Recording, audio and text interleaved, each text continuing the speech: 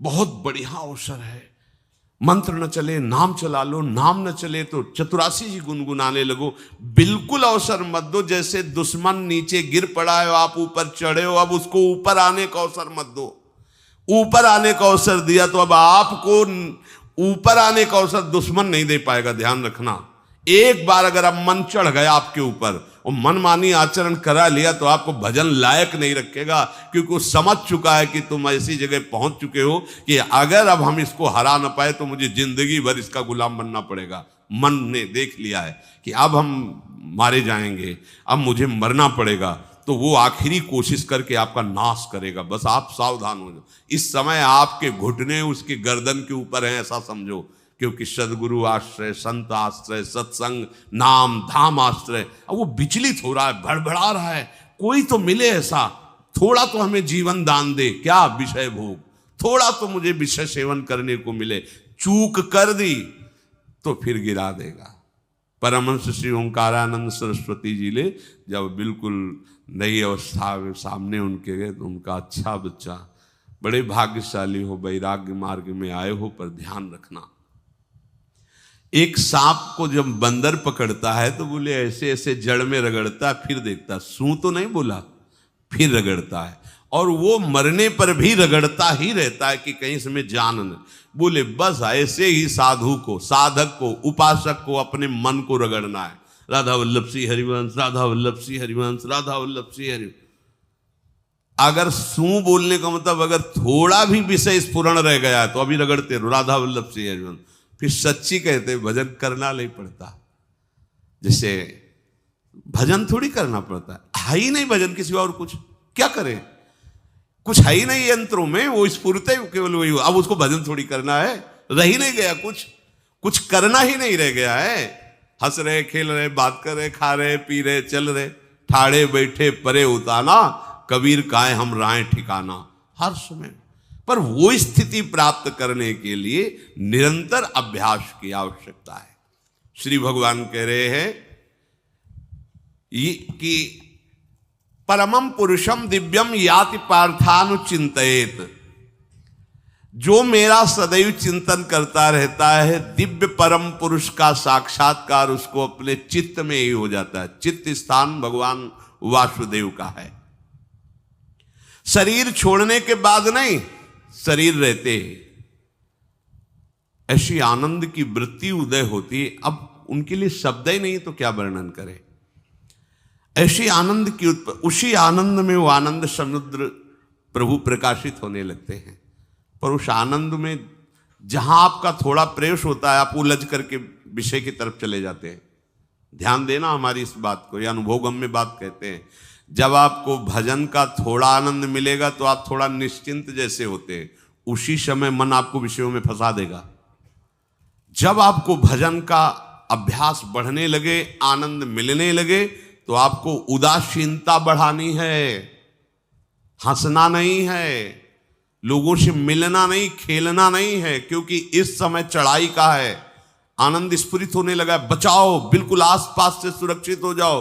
वो आनंद ही आपको ऊपर ऐसी स्थिति में ला देगा जहां ये विषय नहीं ले जाएंगे। भगवान कह रहे परमम पुरुषम दिव्यम याति पार्थानुचिंतयन्, जो निरंतर अभ्यास चिंतन का करता है उसे चित्त में ही भगवत साक्षात्कार हो जाता है। अगर आप सावधान नहीं रहेंगे, चिंतन सही नहीं रहेगा आपका, तो किसी भी अवस्था में ये विषय चिंतन छूटने वाला नहीं। अभी हमारे पास अवसर है, अभी हमारे पास समय है, चूको मत। ये बहुत सूक्ष्म लड़ाई है, ये कोई बाहर के लाठी डंडा गोली वाली लड़ाई नहीं है, ये अंतर की लड़ाई है। इसमें बड़े बड़े हार जाते हैं। अगर कोई जीत पाता है तो एकमात्र भगवान को समर्पित चित्त वाला जीतता है। हमें लगता है आपको बढ़िया समर्पण का अवसर है। अब आप ये जो मना किया जाता है, उन विषयों का भोग करते हैं, विषयों का सेवन करते हैं, तो फिर ऐसा लगता है अब हम नहीं कर पाएंगे, हमारे पास कोई चांस नहीं रह गया कि अब आपको संभाल सके। इसलिए आप सहयोग कीजिए। ये बाहरी आनंद 4 दिन का है, मान जाओ, बाहरी आनंद। ये श्री जी के मार्ग के लिए हम कह रहे हैं किसी जन्म में भगवत प्राप्ति करनी। अगर आप नहीं कर मानोगे, मनमानी आचरण करोगे तो भ्रष्ट हो जाओगे। ये संसार का स्वरूप है, किसी न किसी बहाने से वो आपको सतमार्ग से हटाएगा। ना किसी को घर आने दो, ना किसी के घर जाओ, ना किसी को रंग लगाओ, ना किसी से रंग लगवाओ। अपनी प्रिया प्रीतम के साथ होली खेलो। यहाँ जो सत्संग हो रहा है ठीक है, सुना, एकांतिक किया, कुटिया में जाओ चुपचाप, अपने श्री जी को रंग लगाओ, श्री जी के सामने पद गाओ, श्री जी के सामने नाचो, उन्हीं तो भावना में उनके साथ खेलो, किसी और की जरूरत नहीं। कोई अब दूसरा हमें छुए, दूसरा कोई हमारा अपना बने, अब हमें जरूरत नहीं है। देखो हमारी भाषा समझ में आ रही हो तो समझ लेना, नहीं बाद में पछताओगे। किसी को भी अपने साधन कक्ष में प्रवेश मत दो, किसी को अपनी कुटिया में मत आने। अब आप यहां गृहस्थ नहीं हो, यहां भी रह रहे हो, भले गृहस्थ वेश में रह रहे हो, आप वनवासी हो, आप श्री जी के उपासी हो, कोई व्यवहार की जरूरत नहीं। जब ऐसे रहोगे तो श्री जी आएंगे आपसे खेलने।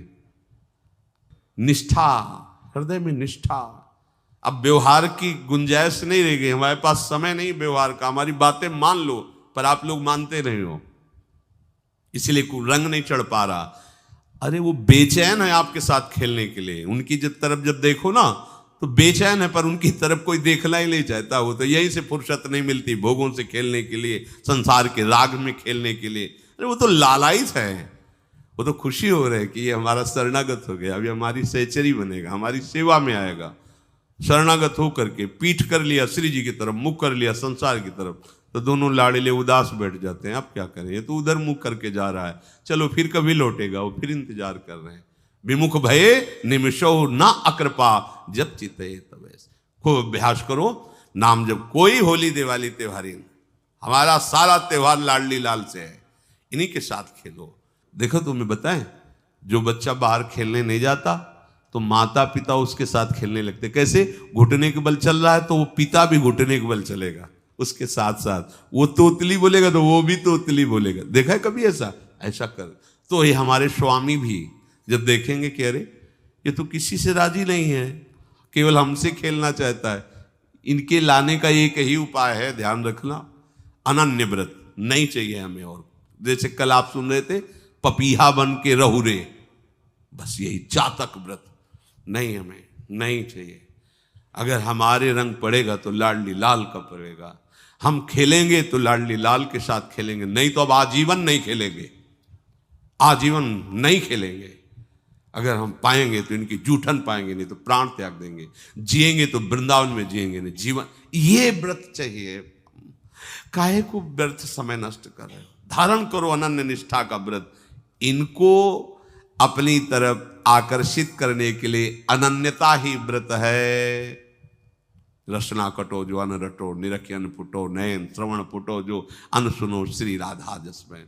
कोई भी सत्संगी कोई व्यसन न करे, अन्य किसी से संपर्क न करे, खूब पद गाओ, खूब नाचो, अपना दरवाजा कुटिया का बंद करके खूब रो, नाचो, खेलो, कूदो, उन्हीं से वो खेलने लगेंगे। उनको चैन नहीं है आपके सिवा, आप चैन से रह रहे हो। हमारे प्रिया प्रीतम आपका इंतजार कर रहे हैं, तभी आप पर हेतु की कृपा की। ये बात अंदर की समझो, प्रिया प्रीतम अंदर से आपको बहुत प्यार करते हैं, पर हम देखते हैं कि आप प्रिया प्रीतम से प्यार नहीं करते। आप संसार की तरफ बढ़ते जा रहे हो, हाथ फैलाए खड़े, मेरी तरफ आ जा। ये हमारे भगवान नहीं है, ये हमारे लाडली लाल हैं। हम इनको भगवान नहीं, ये तो प्रेम के खिलौना दो खेलत है, प्रेम खेल। हमारे रसिकों ने इनको भगवान नहीं माना। अगर कोई संकट आया तो अपने आंचल में छुपा के इनको लेके भागे। ये नहीं सोचा कि अखिल लोक ब्रह्मांडों का ईश्वर, इसको छुपा के भागने की क्या जरूरत है। चाहे बिहारी जी को, चाहे राधा वल्लभ लाल को, जब कभी कोई ऐसा भय आया है तो ऐसा नहीं सोचा कि भगवान रक्षा करेंगे, नहीं, इनकी रक्षा हमें करनी है। इनको छुपा करके, कभी काम वन में राधा वल्लभ लाल को, कभी बिहार वन में से बिहारी जी महाराज, छुपा छुपा के अपने अपने ठाकुरों। तो हमारे ये लाडले हैं, प्यारे हैं, इन्हीं के साथ खेलना है, इन्हीं में रहना है, अब इन्हीं के पास रहना है, इन्हीं में रहना है। दो बात ध्यान रखो, इन्हीं के पास रहना है, इन्हीं में रहना है, बस। अब यही हम नहीं कर पाते, वही जो शुरुआत सत्संग में की थी, सबकी ममता ताग बटोरी, मम पद मन। ये भारी बात है, भारी बात है। जितनी जल्दी आप उदास हो जाओ संसार से, उतनी जल्दी मुस्कुराहट आ जाएगी प्रिया प्रीतम के मुख में आपके लिए। आप जब मुस्कुरा रहे उधर तो वो उदास बैठे कि हमारी तरफ क्यों नहीं देख रहा। अब हमें अपने प्यारे को उदास नहीं करना, प्यारे को मुस्कुराहट से युक्त करना है। क्या हम उदास हो जाएं? ताते मौन रहे वो उचित है, जगते भयो फिरे बैरागी, वृंदावन रस में अनुरागी। इसकी खूब चिंतन परायण रहो, कोई भी विषय का सेवन ऐसा ना करो जो आपकी बुद्धि भ्रष्ट कर। कोई आपने ऐसा गंदा व्यसन, गंदी बात, गंदी चेष्टा, आप परसों नरसों, फिर आगे क्या? आपका जो साधन मार्ग वो ढक जाएगा, फिर प्रमाद छा जाएगा। हमें किसी भी उत्सव में, किसी भी उत्साह में अपनी प्यारी जू की अनन्यता और सिद्धांत को नहीं छोड़ना, अपने मार्ग में चल। ये अध्यात्म है, अध्यात्म। ये दान पुण्य की बातें नहीं है, ये लोकांतर में भटकने की बातें नहीं है, सीधे भगवत प्राप्ति की बातें हैं। यत करोषि, जो भी तुम करोगे वो तुम्हें अपने आराध्य देव के लिए करना है, आराध्य देव को समर्पित करना है। देहाभिमान अभी कुछ ही समय में गलित हो रहा है, ऐसा आपको अनुभव होने लगेगा। कैसे समझेंगे देहाभिमान गलित हो रहा है? जब आपका अपमान हो और आपको कोई फर्क न पड़े, आपका सम्मान हो, आपको कोई हर्ष नहीं हुआ, बड़ा लाभ हो गया, कोई सुख नहीं हुआ, बड़ी हानि हो गई, कोई दुख नहीं हुआ, शरीर स्वस्थ है, कोई हर्ष का विषय नहीं, शरीर अस्वस्थ है, कोई शोक का विषय नहीं। यह है देहाभिमान गलित होने का स्वरूप। यत करोषि, तो जो भी हम करें, पापाचरण भी करें तो श्री भगवान को अर्पित कर दें। बोले नहीं, तस्मात् शास्त्रम प्रमाणम ते कार्याकार्यो व्यवस्थितो। जो तुम्हें करना है उसमें प्रमाणित कार्य करने हैं, शास्त्र के अनुसार। यत करोषि, अब जो भी करोगे शास्त्र सम्मत करोगे और प्रभु को समर्पित करोगे। देहाभिमान बहुत जल्दी गलित हो जाएगा। यदश्नाशि, अशन भोजन, जो भी पाओगे पहले प्रभु को भोग लगाओगे, देहाभिमान गलित हो जाएगा। मान लो मेरी बात, ये सब 4 दिन के उत्सव, 4 दिन की चांदनी है। शोक समाज पूरा तैयार हो रहा है हमारे ऊपर आक्रमण करने के लिए। तुम्हें क्या पता? शोक का अंधेरा छाने के पहले ही व्यवस्थित जहां पहुंचना है वहां पहुंच जाओ, फिर अंधेरा छा जाएगा, कोई फर्क नहीं पड़ेगा। अभी आप यात्रा ही नहीं प्रारंभ किए हैं और अंधेरा आ गया तो मार्ग ढक जाएगा और जीवन व्यर्थ चला जाएगा। कुछ भी मत खाओ। कैसी धूर्तता हमारी बुद्धि में बैठी है। रसेंद्री की तृप्ति के लिए हम गुरुजनों की आज्ञा को रौंद करके चंद विषयों का सेवन करते हैं। धिक्कार है जीवन को। यदि आज्ञा उल्लंघन करके अमृत भी पीने को मिले तो विष हो जाएगा, ध्यान रखना। इंद्रियों की चाटुकारिता करते हद हो गई। अरे संसारी पुरुष में ऐसा देखे तो चलो, लेकिन जो भगवत मार्ग के पथिक, धिक्कार तुम्हारे जीवन को। प्रियाजू को बिना भोग लगाए अर्पित किए तुम पाने के लिए उत्साहित कैसे हो रहे हो? जिन वस्तुओं को निषेध किया गया है उनकी तरफ स्वप्न में भी अगर गति हो तो जलन होनी चाहिए कि स्वप्न में भी हमने कैसे स्वीकार कर लिया। कभी कभी ऐसा लगता है कि भगवत प्राप्ति बहुत कठिन है, ये समझने वाले नहीं। मेढक को तौलने का अगर हमें आदेश मिले तो तौलना बहुत कठिन है। 5 रखो, 2 उधर चिटक के चले गए, उनको घसीटो तो 3 पहले वाले फिर उतर के चले, ऐसे है। सावधान हो जाओ। ये आज्ञा का उल्लंघन तुम्हारे लिए नारकी गति का काम करेगा। अगर आज्ञा है कि अमृत नहीं पीना तो मत पीना, नहीं वो विष हो जाएगा। और अगर आज्ञा है विष पी लीजिए तो गरल सुधा रिपु करहि मिताई, गोपद सिंधु अनल शीतलाई। वो विष अमृत हो जाएगा, तुम्हारा शत्रु तुम्हारा मित्र हो जाएगा। ये भव समुद्र गाय के खुर के गड्ढे के समान हो जाएगा। आज्ञा पालन बहुत बड़ी सिद्धि है। ये मूढ़ता का त्याग कीजिए। आप जानते हो, जानते नहीं है? नहीं, तुम नहीं जानते हो, तुम्हें वो जान रहे हैं। अगर तुम अपना आनंद चाहते हो, सुख चाहते हो, तो आज्ञा पालन करो। इसी से देहाभिमान गलित होगा। तुम्हारी एक एक वृत्ति उस सर्वात्मा प्रभु बैठे देख रहा है, और उन्हीं के रिझाने के लिए तो तुम्हें मानव देह मिली, भगवत मार्ग मिला।